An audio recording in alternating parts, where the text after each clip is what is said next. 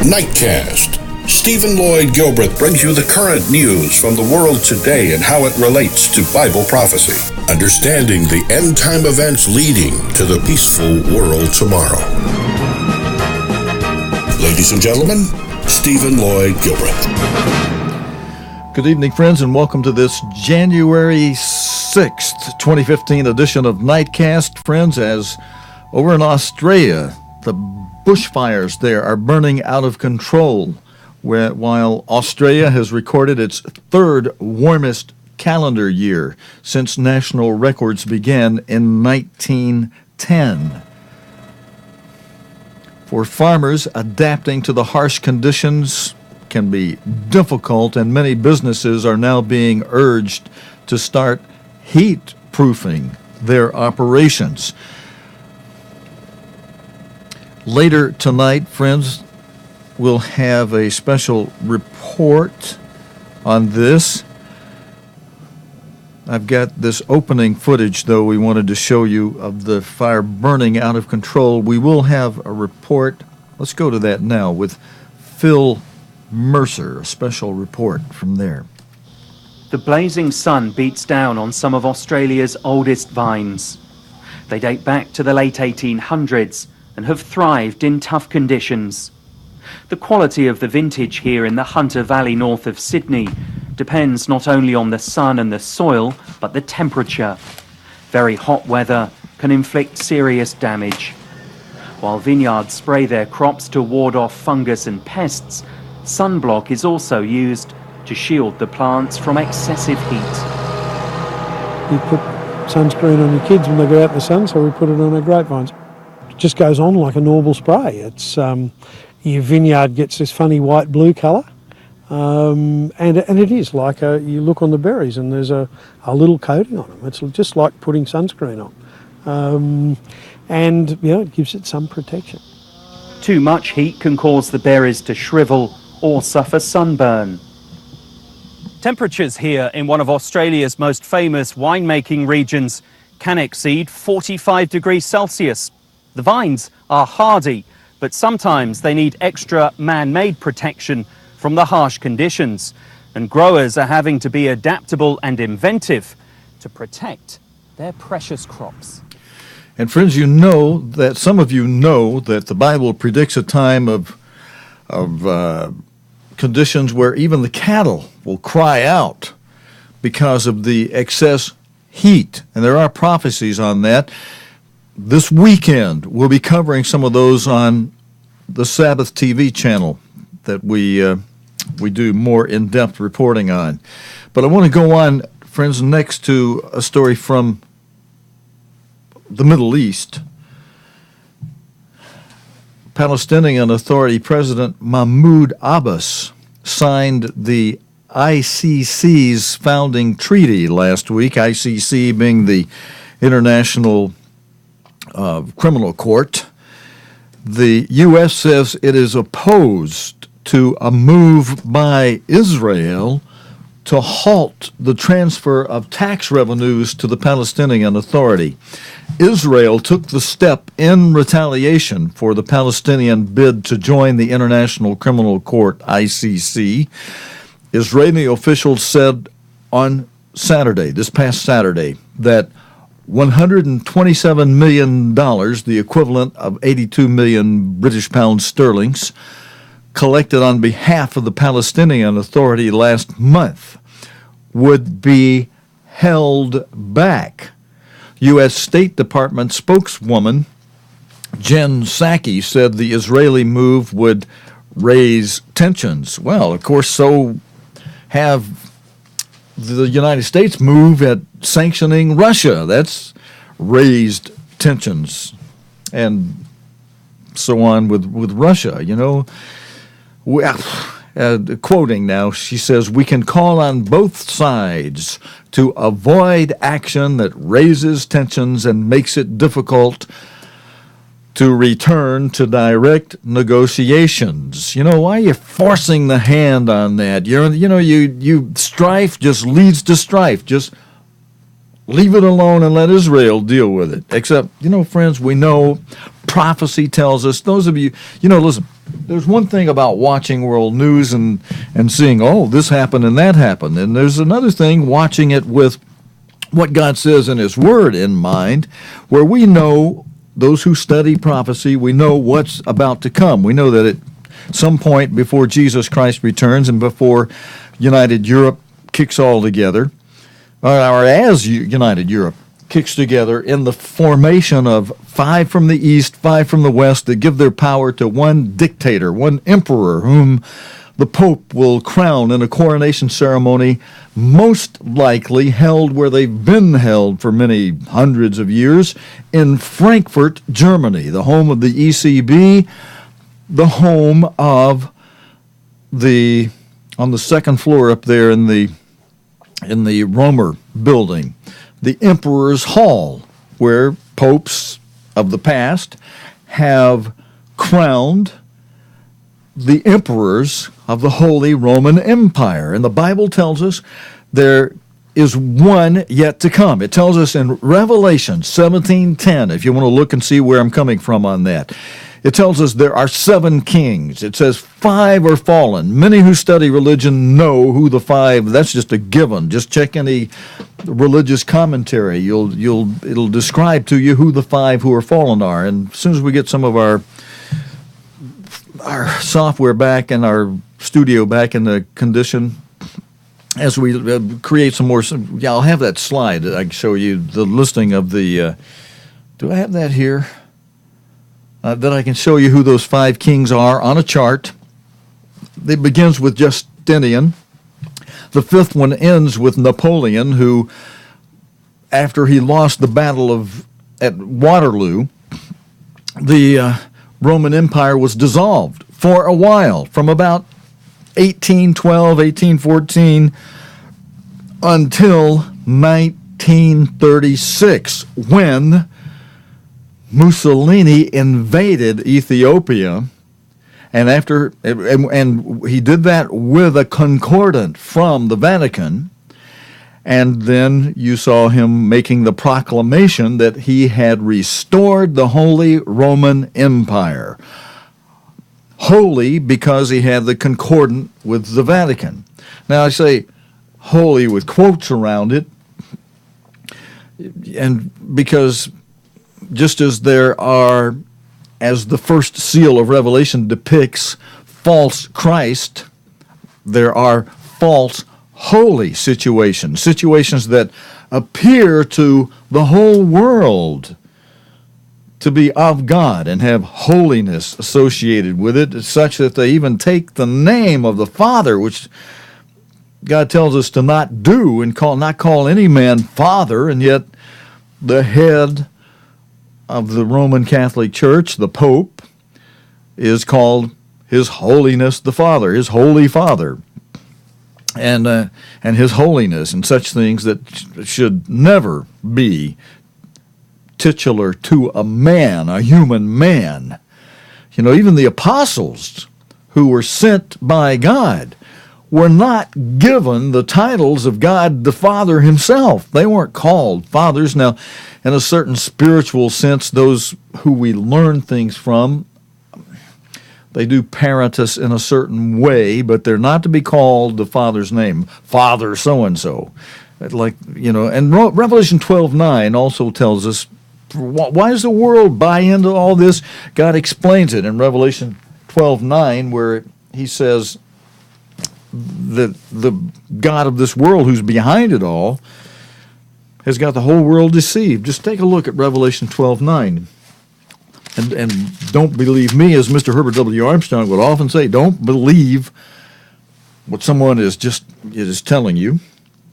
Check it in your own Bible and see it for yourself. Let's take a look at Revelation 12, verse 9. It says, "And the great dragon was cast out, that old serpent called the devil and Satan, who deceives the whole world." Now, that doesn't say who deceives a few groups here and a few groups there, a few people here, a few people there. It says who deceiveth the whole world.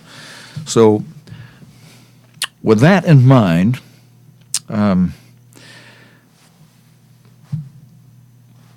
in relation to this story, was just trying to figure out what I may have left out as I was trying to tie that together for you, friends. The United States says we call on both sides to avoid action that raises tensions and makes it difficult to return to direct negotiations. I know now what I was saying to you. We know at some point, because of these prophecies, that as the Pope, as these 5 nations from the East, 5 from the West, give their power to an emperor whom the Pope will crown in a coronation ceremony, again, most likely in Frankfurt, Germany, where these have been done in the past hundreds of years. And that'll revive the 7th. I was just explaining that we got to the 6th head, Mussolini, who revived the Holy Roman Empire between 1936 and 1945. Now, following that, the Holy Roman Empire went back into the abyss, back into the pit, asleep as if it were, again from 1945 until now, and until maybe a few weeks, a few months, a few years. We don't know exactly. No man knows the day or the hour of Christ's return. We know that if we did know exactly when he was returning, all you'd have to do is back off of that 1,260 days, 3.5 years, in other words, plus another 30 to understand the 1290 when Jerusalem will be surrounded with armies, and then another 45 days before that, the 1335, to see it coming together where there's a military that the United Europe puts together that can surround Jerusalem. And we're going to be going into detail on that on this weekend. I've got material from Mr. Herbert W. Armstrong. I'm going to play you sermons where he makes mention of this and read you excerpts from his Pastor General reports that expressly explain things that we never understood before God revealed it through Mr. Armstrong, and he came to a greater understanding on it, and he put it out there. He put it out in PGR reports. Unfortunately, even then, while Mr. Armstrong was alive, many ministers didn't take those PGR reports up to the pulpit with them and then share that information on with their congregations. However, Mr. Armstrong did write it up in the Good News and in publications that many of us who were in the church at that time, we were hit with plain truths, good news, worldwide news, activities galore, and sometimes we would get, I admit, I would same way, we would get behind in our reading. Now, I did have a little advantage of being at headquarters and being assigned in the auditorium as an usher. Classes of students would come, would go, but I was a permanent member of the auditorium congregation, and so when Mr. Armstrong would speak there, I would be hearing him live. And so many of these things he said, and of course sometimes you're busy and some of it seems to go over your head, like the relevance of right now. But what he said then is more today than it was at the time when he said it. But he did explain the 1335 more fully than ever before, the 1290 and the 1260. And he told us to study that and to look and to see how it applies in relation to what's happening in the world. And we are going to take him at serious business here and do that. Now, he said we probably won't know exactly when the 1335 days start, because if you did, then you would know when Christ is returning. And Christ says no man knows the day or the hour. Now, there may be an exception to that. You know, when Christ explained in a vision to the Apostle John in 90 A.D., the prophecy that John wrote in Revelation 17:10, where he said, there are 7 kings. Well, there weren't 7 kings yet, and there's no way anybody could have known who they were until those 7 kings came on the scene. He said 5 are fallen. Well, at that time, they weren't fallen yet. That was a future pluperfect type of sense. You know, it's saying that it is as if it's already happened, and yet it's still future at the time when John wrote it. But, of course, now at this point in time, the 5 that are fallen have come and have fallen, and we know who those are. And he said regarding the sixth head, who was active only between 1936 and 1945, for John, that was still future tense. It said, and one is. Well, that one was not is at the time John wrote it, so that verse was written for us today, or at least those of this latter time between 1936 and 1945. One is. That was when Mr. Armstrong was alive in his early 40s, around 43, 44 years old in 1936, when that one is was is. And then it went into the abyss again, the Holy Roman Empire. But the rest of Revelation 17, verse 10 says, after it says one is, and that is come and is gone now, it says, and one is yet to come. Now that is still, as written, future tense. One is yet to come, because that one who's yet to come has not come yet, and God's word is true. The one is still yet to come, and it's probably going to come pretty soon in this generation's lifetime. And when he does come, he will be reviving the Holy Roman Empire as its seventh and final head. And that's the point I wanted to make. The seventh and final head of that Holy Roman Empire is yet to come. When it does come, it will, that head, that the Bible calls him a beast, and calls the Roman Empire a beast. And the false prophet who rides that beast, called a woman that rides the beast, she's got the reins in her hand. Now, the woman is a symbol for a church, and the church may have as its head a man who's called the Pope, who will ride that beast and control it, as the woman who rides the beast and controls it, that beast. Beast has the power, but big, powerful, strong, but the woman, the church, has the reins of the beast, and so she controls that power. She doesn't have the power. She's not the power herself, but she controls the power. And that power, that beast power, will develop a military. It'll be a three-packed thing. It'll be a thing of an economic union, a political union, and that political union will put together from all those 10 nations a military union.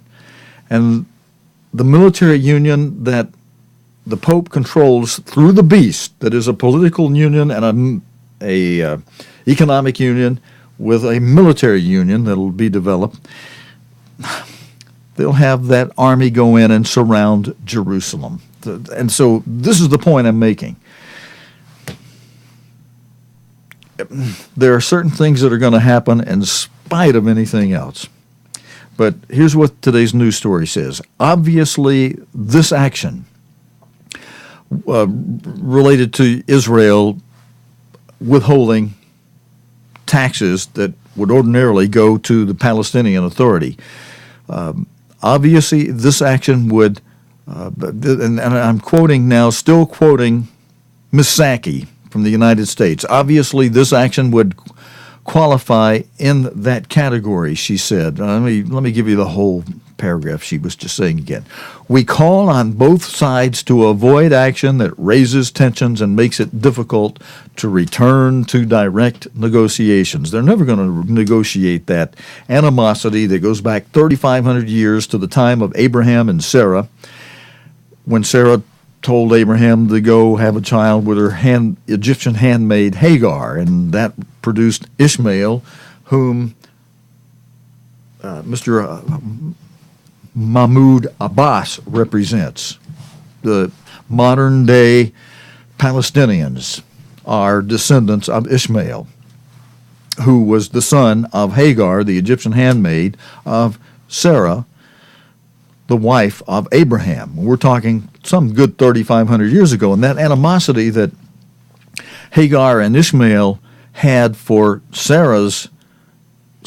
Abraham's son through his wife, Sarah, whose name was Isaac, who had Jacob and Esau, whose name was changed to Israel, who had 12 sons, including Joseph, who had two sons who carry his name today, Manasseh, the United States, and Ephraim, the United Kingdom.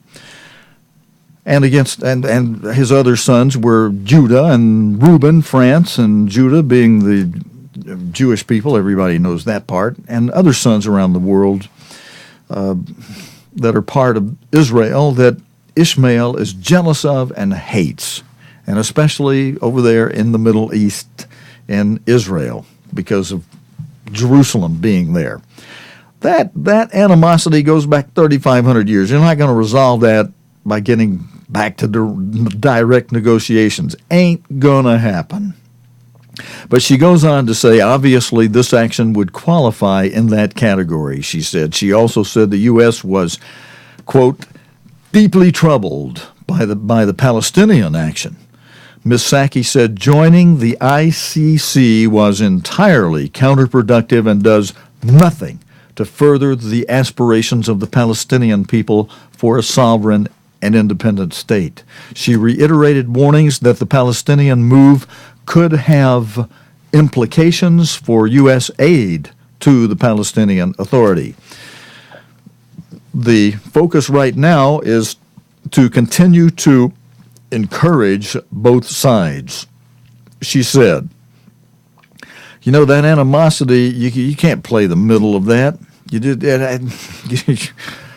It's only going to cause the United States to be hated by both sides, you know. And the United States eventually, the Bible says, both Ephraim and Manasseh are going to go against their brother Judah.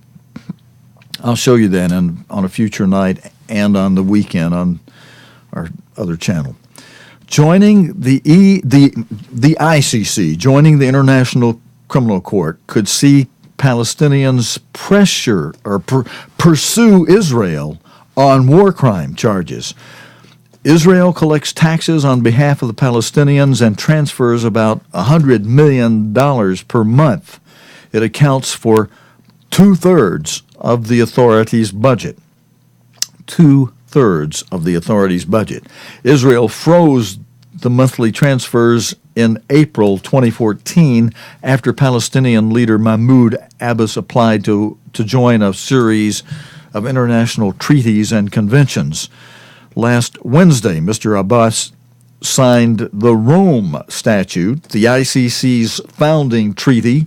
Under the terms of the statute, it will take about 60 days for the Palestinians to join the ICC after they file the documents. Neither Israel nor the United States is a member of the ICC. Based in The Hague, the ICC can prosecute individuals accused of genocide, crimes against humanity, and war crimes committed since July 1st, 2002, when the Rome Statute came into force. And kind of related to all this, next story, Palestinian jailed for murder of Israeli teenagers. The caption with this photograph for this story, friends, reads, Naftali Frankel, Gilad Shar, and Eyal Yifrak disappeared. These are the three teenagers who disappeared while hitchhiking home.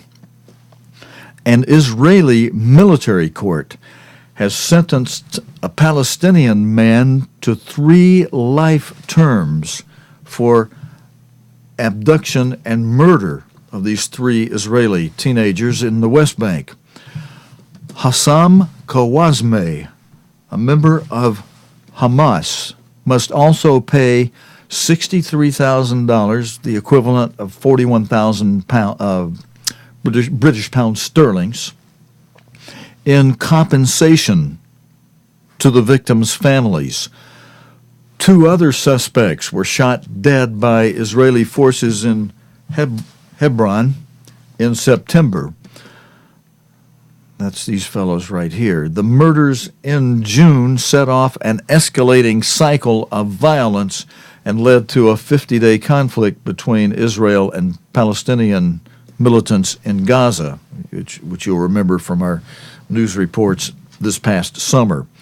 The leader of Hamas, the Islamist group dominant in Gaza, said in an interview in August that a Hamas cell had killed the teenagers but had not acted on instructions from above. Naftali Frankel and Gilad Shar, both age 16, and 19-year-old Eyal Yifrak, went missing at a road junction between Jerusalem and Hebron as they hitchhiked home on June 12. Their bodies were found almost 3 weeks later in a nearby valley. The Israeli authorities launched a crackdown on Hamas in the West Bank following the abduction and quickly identified two of the group's operatives, Marwan Kawazma and Amir Abu Asha, as suspects. They managed to evade capture for several months before being killed. Hassam Kawazma was identified by the Israeli authorities as a suspect in August, weeks after his arrest. Let me back up to that. And then, friends, moving to the two suspects who were killed, suspects Marwan Kawazme and Amar Abu Asha, again, were killed in, the caption on this photograph says they were killed in an Israeli raid in Hebron in September. Hussein Kawazma, a 40-year-old Hebron resident, was arrested in July while attempting to cross into Jordan. He was not initially named as a suspect. However, in August, documents were submitted to the Israeli Supreme Court by the Israeli government that alleged he had confessed during interrogation to organizing the abduction of the teenagers by obtaining $50,500, the equivalent of 32,200 British pound sterlings, in funding from Hamas and purchasing weapons. He had also admitted to helping bury the teenagers' bodies on a plot of land he owned and destroying evidence, the documents said. On Wednesday, he was convicted by an Israeli military court of 3 counts of accessory to murder, membership of a group that committed murder, 2 counts of bringing enemy funds into the country, 1 count of carrying out activities for Hamas, 1 count of arms dealing, 2 counts of obstruction of justice, and 1 count of sheltering wanted individuals. At his sentencing hearing on Tuesday, the Israeli military prosecutor, Tuesday last week, the Israeli military prosecutor alleged that Hussam Kawazma had not seen the teenagers as humans and killed them because they were Jews, the Jerusalem Post reported.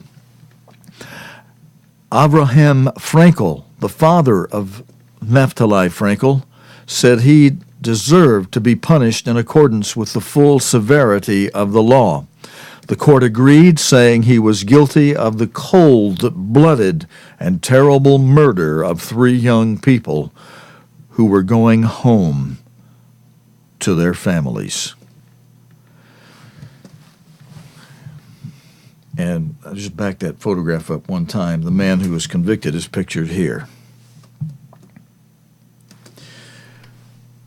Friends, David, related now to Germany, David Cameron and Angela Merkel are set for UK talks tomorrow.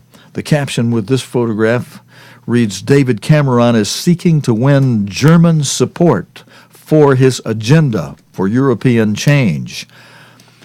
The economy and EU reforms are expected to be the focus of talks between David Cameron and German Chancellor Angela Merkel in Downing Street later. Security issues, including counterterrorism and the response to the Ebola epidemic, are likely to be discussed as part of Germany's presidency of the G7. Number 10, Downing Street, said the Prime Minister's agenda for future changes to the European Union was also likely to be raised. Labour has complained that it was not informed in advance of the visit. The visit, one of a number of Miss Merkel, that Miss Merkel is making to world leaders as part of Germany's year-long presidency of the G7 group of nations, is likely to be her last to the UK before May's general election. If he remains in power after the election, Mr. Cameron has pledged to renegotiate the UK's membership of the 28-member bloc and hold a referendum by 2017 on the UK's future participation in the EU. The Conservatives have called for a far-reaching shake-up of welfare rules across the EU, including a 4-year wait before migrants can receive certain benefits when they seek work in other countries. Mr. Cameron has said the proposals will, in some cases, require changes to existing treaties and therefore require the support of all 28 members, most of whom have said they are fundamentally opposed to any curbs which will infringe the principle of the freedom of movement across the EU. Downing Street said the pair's talks would focus on Germany's agenda for the G7 presidency, though Mr. Cameron's proposals to reshape the European Union and its relationship with its member states could also be discussed. Quote, I believe that she, Angela Merkel, is visiting a number of G7 capitals as part of that process, and I would expect their discussions to principally cover that agenda, a number 10 spokesman said.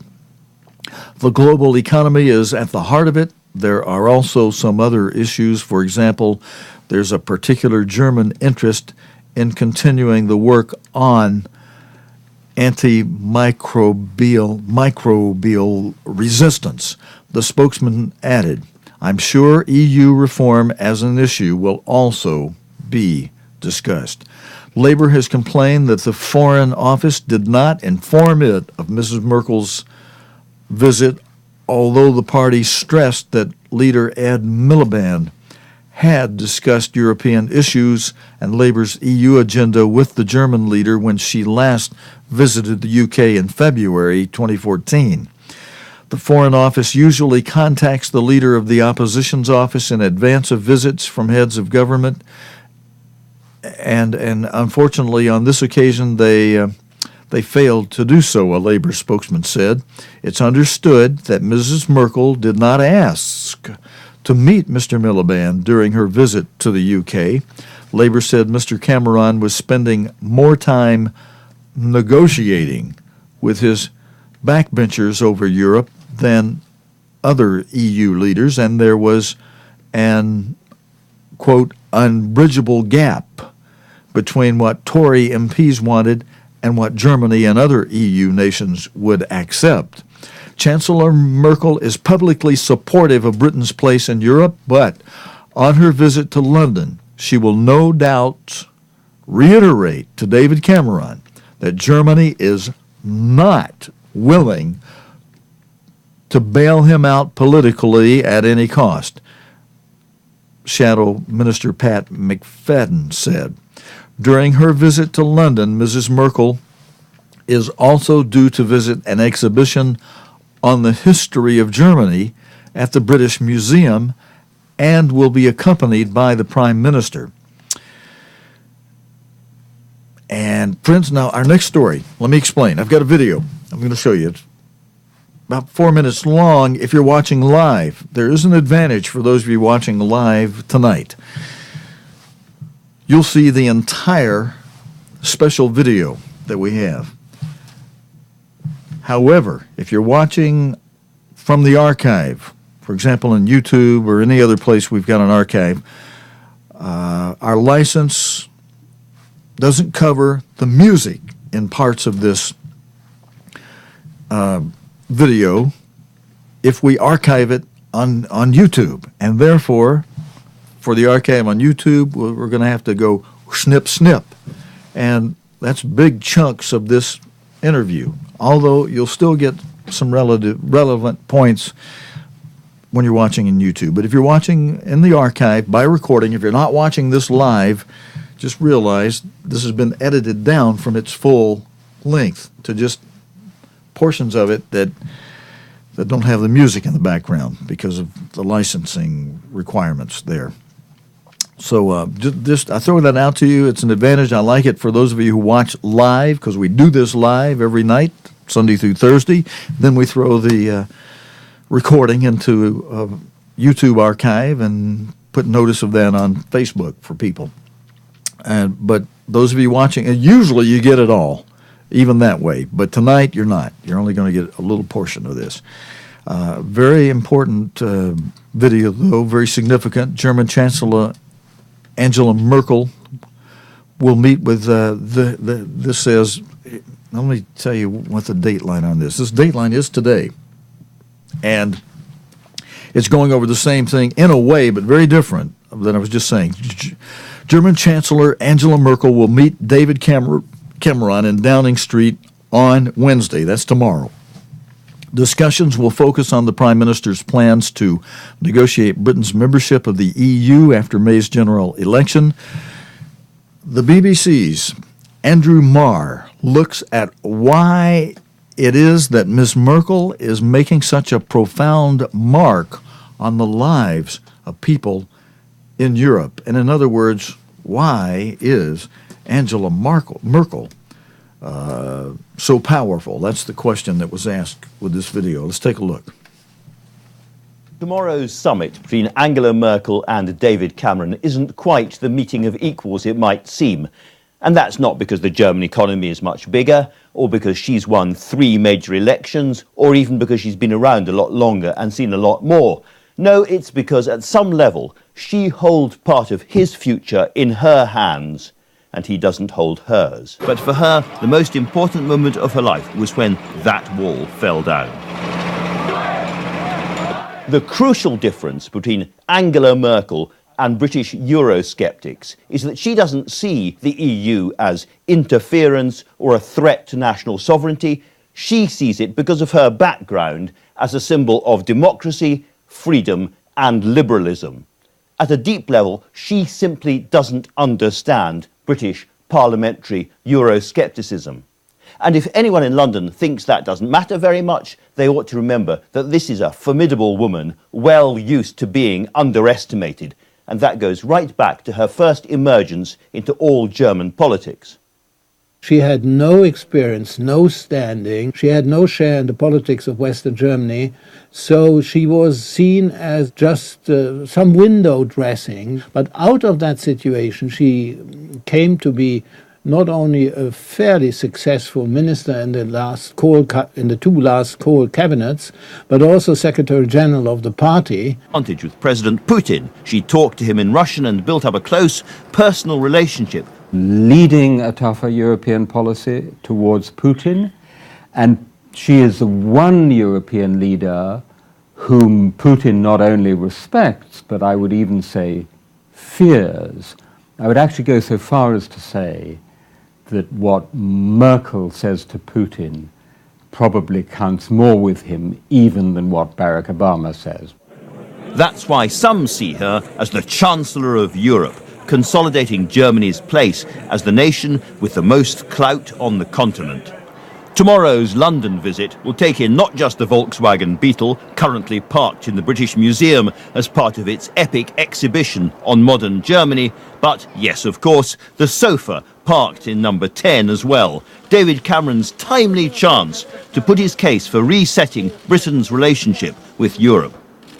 I think Angela Merkel genuinely likes David Cameron, but the way in which Cameron has retreated in front of UKIP and his own backbenchers, has almost exhausted her patience. And when he seemed to be threatening the basic principle of free movement of people inside the EU, she clearly said, enough is enough. The Prime Minister hinted at the weekend that he could call a vote on British membership of the EU earlier than the current proposed date of 2017. Merkel is appalled by this idea, and it certainly damaged their once cordial relationship. She wants Britain to stay, no doubt about that. The view in Berlin is that an EU dominated mainly by Germany and a socialist France would be a much more uncomfortable place. So she'll do her best to help David Cameron in his renegotiation. There will be warm words on benefits and the treatment of future members, but she won't go the whole hog, and he can't make her. There's a real reason why the leader of Germany is so powerful at this time is because God is allowing the Assyrians, the modern-day Germans, the modern-day Assyrians, being the Germans, to be in a position to provide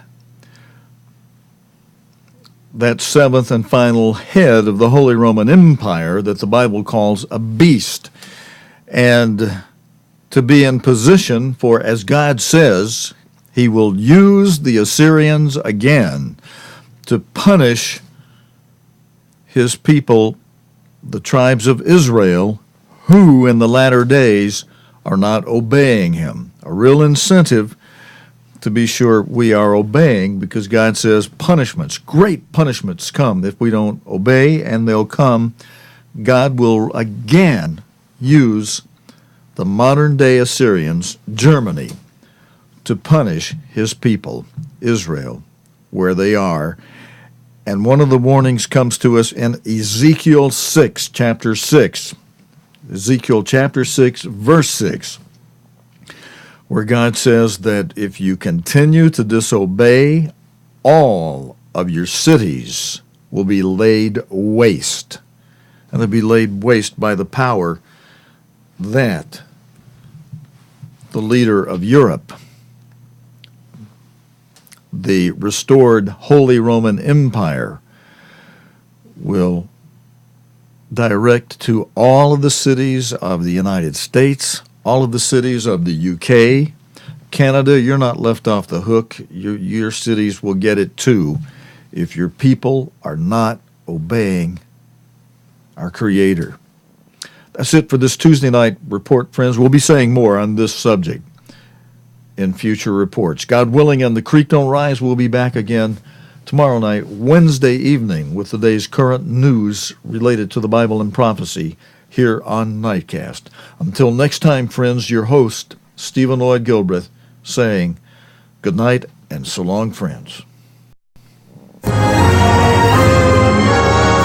You have been watching Nightcast with Stephen Lloyd Gilbreth. Nightcast can be seen Sunday through Thursday nights here on COGTV.org.